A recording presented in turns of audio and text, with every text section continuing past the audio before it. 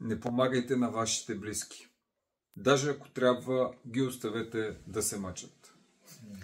Знам, че това твърдение звучи странно, защото често инстинктивно имаме желанието или вътрешната потребност да помогнем на хората, които обичаме, но има ситуации, в които чрез хронично помагане и хронично угаждане хората често правят мечешка услуга на своите близки.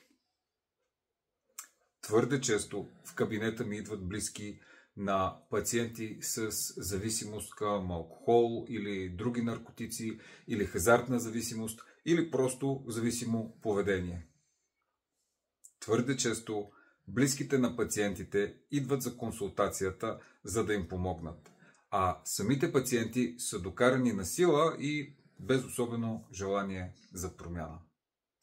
Тези близки ме молят за помощ и искат да направят всичко, което е възможно, за да се разреши проблема, но аз в тази ситуация няма как да помогна. Няма как да помогна на човек, който не иска да му бъде помогнато и не иска да се промени. Често такъв човек не вижда проблем в поведението си или не се сблъсква с последствията от поведението си.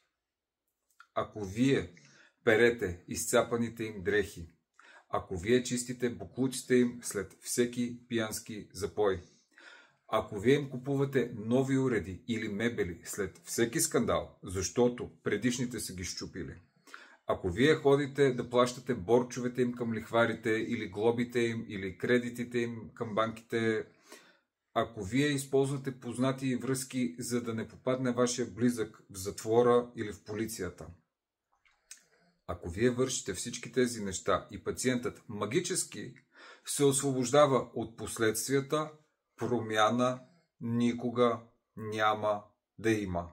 И защо да има? Защо аз да се променям, след като някой друг ще ми оправи проблемите? Някои семейства живеят в тази динамика с години и всъщност чрез добрите намерения правят мечешка услуга на своите близки, като създават условията за тяхната зависимост. Те предпазват от реалността. Оставете реалността да се сблъска с вашите близки. Поставете граници. Дистанцирайте се. Дистанцирайте ги. Нека се помъчат малко. Нека изпитат умерен дискомфорт. Нека да си изчистят бардака от пиянските вечери и купони. Нека да си купят нов телевизор или телефон, който са счупили при поредния скандал. Нека да си платят дълговете сами. Нека да знаят, че тяхното поведение има последствия. Те самите трябва да са мотивирани да положат усилия и енергия, за да подобрят живота си.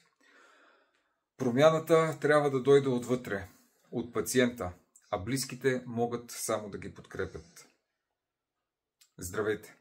Аз съм Васил Урумов и съм лекар с специалност психиатрия. Направих това видео, защото темата е важна и често я срещам в клиничната си практика. Ако то ви е харесало или ви е помогнало, можете да го споделите и да се абонирате към канала ми за още полезни съвети и видеа. Благодаря, че изгледахте видеото до край.